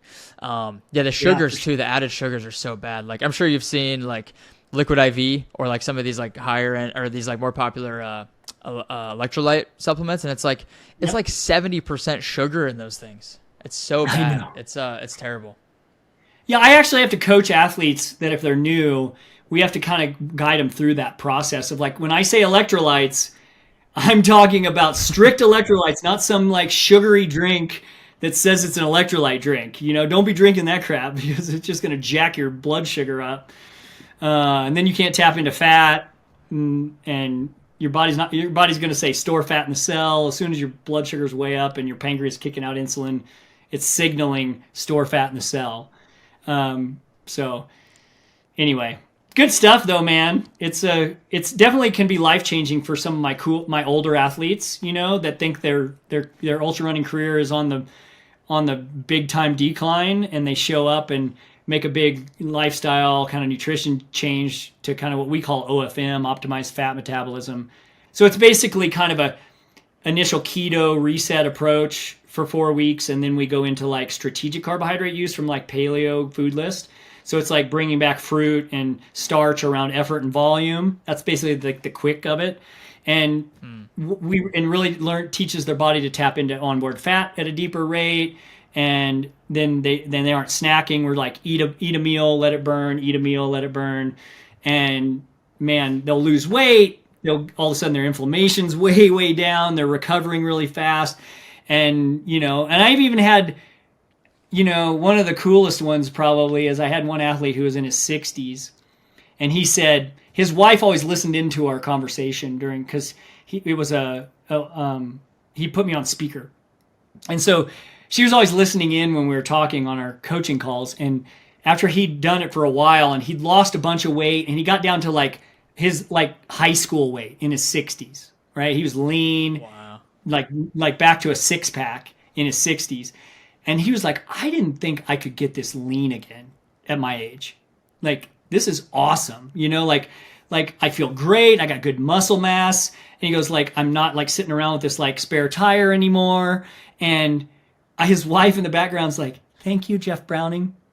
Like, just because she's stoked that he's healthy and he looks good again, right? He's not walking around with a big old gut anymore. So it's really rewarding to see that evidence. And it just gives me, reassurance that I'm on the right path. And, when someone's pushing that I should be eating seed oils and they're not bad for me, I just say, okay, whatever. Yeah, dude. And I feel like anybody that's doubting anything you're saying, it's like you've built all of this evidence through again, your longevity, like being able to do it to 52 years old and however long you're going to keep doing it for, like still winning races. And I mean, dude, you know how many 52-year-olds can go even run 100 miles, like let alone win the freaking race? It's like, it's so wild what you're doing. But and I mean, when you look at it, it's really not that wild because you're just eating like real, actual food that we're supposed to be eating, not all this bullshit that everybody else is eating. Yeah, and I mean, I always go back to this, man, just from a logical perspective. Our ancestors were hunter-gatherers, then hunter-herders, then hunter-herder farmers, meaning farming came along way later, and we used it as a famine food, meaning we stored it up for times of lean. So grains are a famine food, right? We're not supposed to eat them as a staple. We've only been eating them as a staple for maybe 100 years, and look at our health. It's horrible, right? We eat more seed oils than we've ever eaten. We eat more grains than we've ever eaten, and more vegetables than we've ever eaten. We used to only eat vegetables in season, and now we're all of a sudden like we're obese, and 89% of the population is metabolically compromised or overweight. It's like of the U.S. at least. So it just shows you like this isn't the path that we're really genetically coded to do. And it's really logic. Like, look at the animal kingdom. Predators have their eyes in the front of their head. Prey have them on the side. If we were supposed to eat a ton of vegetables, our eyes would be on the side of our head. They are not. And our GI tract is the most... This is one interesting one I did. If you ever want to do a rabbit trail, go into like how our GI tract is designed. It's probably the most like a carrion bird, like a buzzard. So we're supposed to eat fermented meat, meaning cooked meat. And so lightly cooked meat, that's how we're supposed to eat. We're, probably a little raw at times, but mostly slightly cooked or dehydrated or sun-baked or whatever, right? If you take away technology, that's really where we're supposed to come from. And if anybody, I grew up hunting. If you ever try, and I've grown a garden, and if you try to go grow a garden and you try to go hunt, it's easier to go, you're going to get a lot more bang for your buck for your effort to go hunt. Because I can go feed my entire family for a while with one elk, right? Or one deer. But if I go like try to grow vegetables, I've got to have vegetables constantly, right?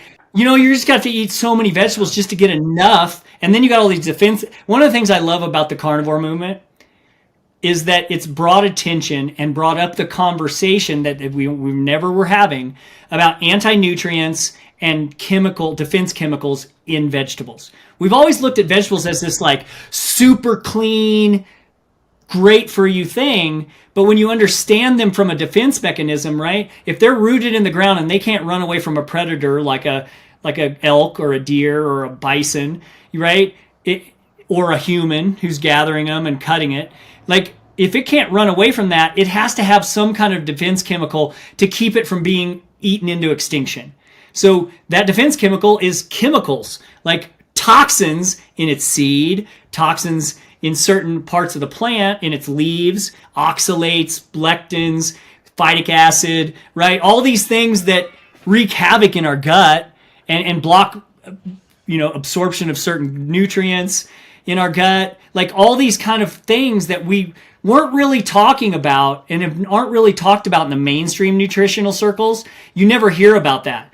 They only hear about it in ancestral circles when we start like actually digging into the details and going, wait, okay, this logically makes sense. They have to have a defense. What's their defense? They can't run away. They're not fleet of foot. They don't have a nose. They don't have ears. They don't have eyes on the side of their head. They can't run away. They have to have chemicals, and that's how they keep from being eaten into extinction. So I think it makes a lot of sense to eat ancestral, to eat more of a paleo style of food list. It doesn't have to be strict. Like I teach athletes 80-20 rule, 90-10 rule. 2 to 4 meals a week. You're out with friends, don't worry about it. Try to eat healthy if you can. Some people are going to be mentally more strict, and some people are going to need a little more leeway just to do it normal, like all the time. And so that's how I approach life too. I'm not hardcore. I have been in a hardcore phase in my life, at times, in little seasons where I was like super strict and I never cheated. And then there's other times where I'm just like, you know what? I'm not going to worry about like eating out once a week or twice a week. And I know I'm going to have some seed oils on that stupid meal, but, I'll just take some extra fish oil to bind with it and bind with those omega-6s and hopefully get rid of it quicker than 2 years. So have you read Sapiens by Naval? It's Naval. I have not. Dude, I would highly recommend it. There's a whole section there about the agricultural revolution, and he says, he's like, the agricultural revolution was like the single worst thing that's ever happened to human health because of what you just described of like feeding everybody famine food, so then we can excel our populations, feed more people with just this like empty, shitty calories essentially. Well, and you know what else is kind of the most. What's kind of the craziest aspect of that? Me coming from like an agricultural background, I've thought about this a lot. That we have taken those grains, where do we produce those grains? We grow them on either a natural wetland or a natural grassland, and most of it's in a natural grassland. Well, what was on that grassland? Gigantic herds. There were estimated 50 to 80 million bison in North America alone, and there's not even that many cattle in circulation today in North America. So and that doesn't count elk, antelope, deer, right? All the other herbivores. So our planet natural system is gigantic herds on billions of acres of grass. But we've torn those grasslands up. We've lost 70% of our natural grasslands to monoculture. Corn, soybeans, wheat, all the seed oils, or vegetables are grown that way now in a monoculture model. It's all one plant on millions of acres. And that's not a sustainable system. They till it twice a year. So when I grew up in this, man, I understand it from like where our food comes from. And you kill lots of animals. You just don't kill big animals. You kill lots of little animals, millions and millions and millions of little tiny animals, little mammals.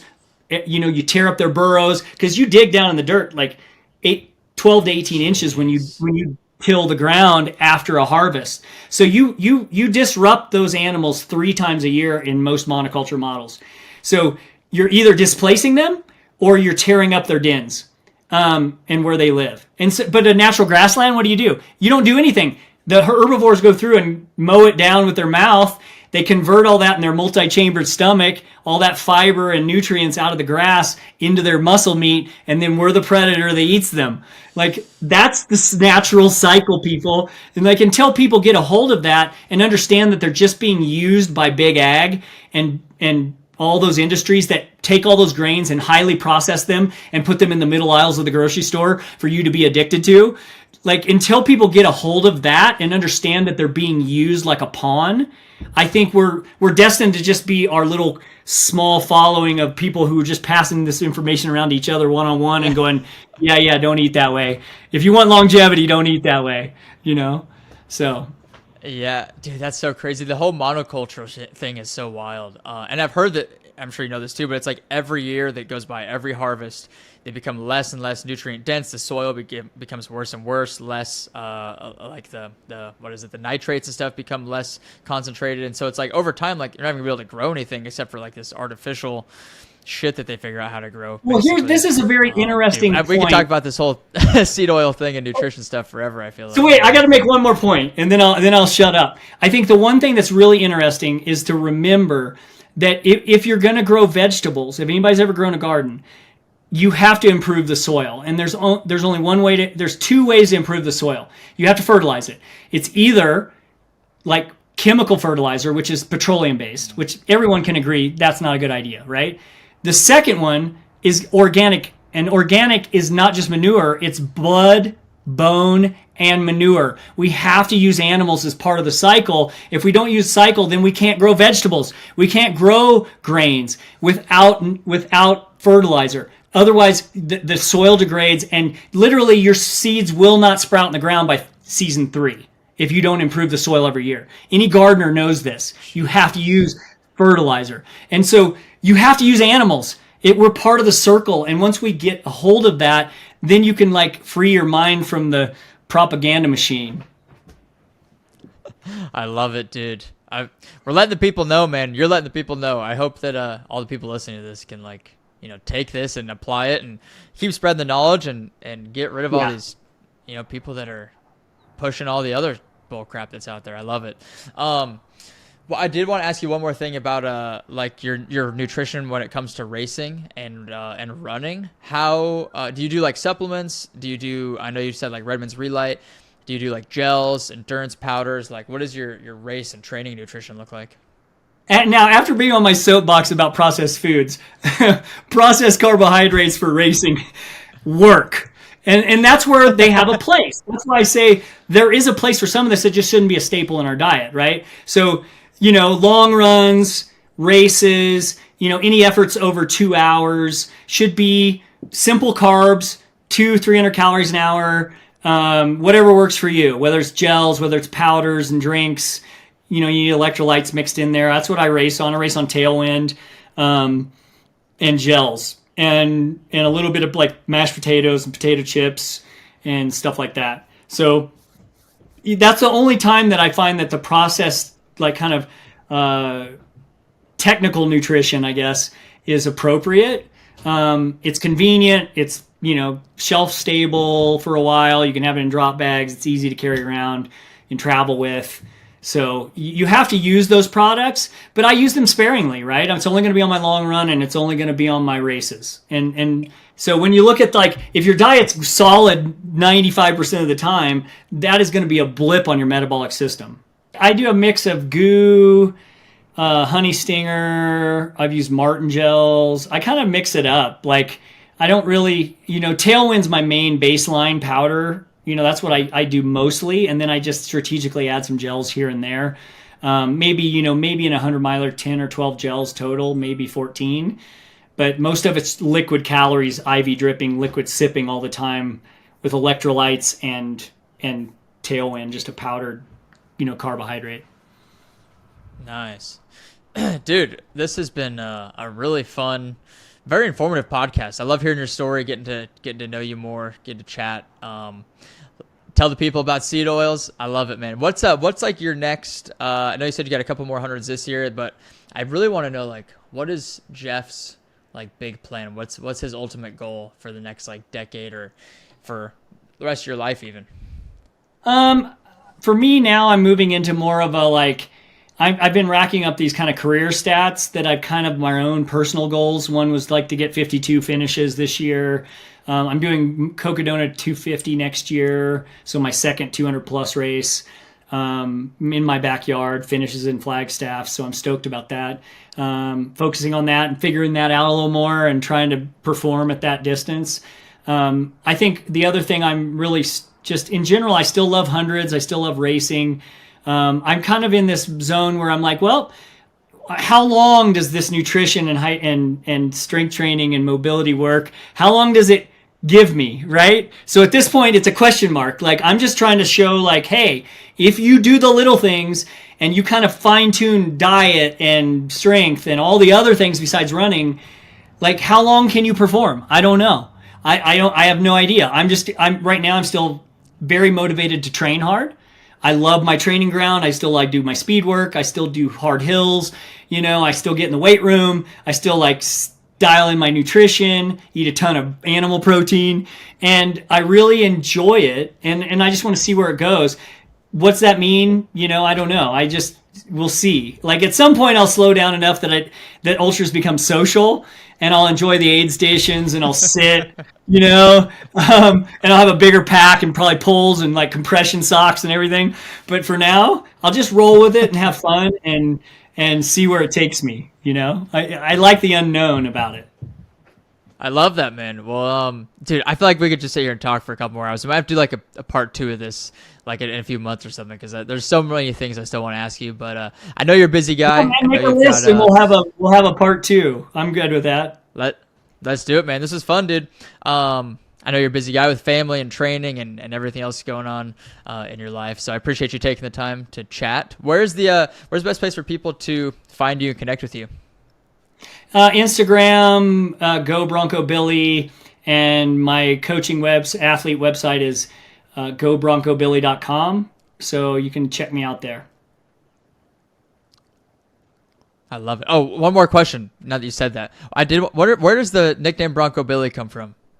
When I was a climber in the 90s, I had a buddy who was from Wyoming, and he turned me on to saying we used the term giddy up anytime for anything, whether it was like, oh, you're thinking about making this move and it's hard and you're not saying like giddy up, man, you know, or if you hit something really hard and you made it, you were like giddy up. And so we used that a lot. When I moved to Bend and I started ultra running, a buddy of mine and I who trained together a lot, he was like Jason Moyer. He claimed to be from the Berserker tribe. He was of Norse descent. He looked like a Viking. And kind of blondish red beard and, you know, square jaw. And I would call him Berserker. I just kind of started calling him Berserker. And because I was saying giddy up, he started calling me Bronco Billy. I don't know where he got it, but that's how it started. And then blogs got popular and I got gobroncobilly.com a long, long time ago in like 2004 and started blogging about my races and doing race reports. And then blogs took off and got popular. And then I was an early adopter of social media, so I got all the same handles just because I was in graphic design and branding and marketing. So obviously I was on Facebook early, Instagram early, and I was like, oh, well, I got to get Go Bronco Billy on those too, of course. So it just kind of took on a life of its own over the years as I had success and was in this ultra running community, and some of the old timers and core people in the sport called me Bronco all the time, and it just kind of stuck. So that's where it comes from. That's awesome, dude. I love that. Well, it's definitely, you made a name for yourself with it and all the other things you've done. So that's great, man. But again, thank you so much for coming on. It's been a blast, dude. Yeah, Jeremy, thanks for having me on. All right. We'll see you later, man. Thank you so much for tuning into the show. If you enjoyed this episode, please make sure to subscribe to the channel, leave a review, and share it with a friend. We'll see you in the next one.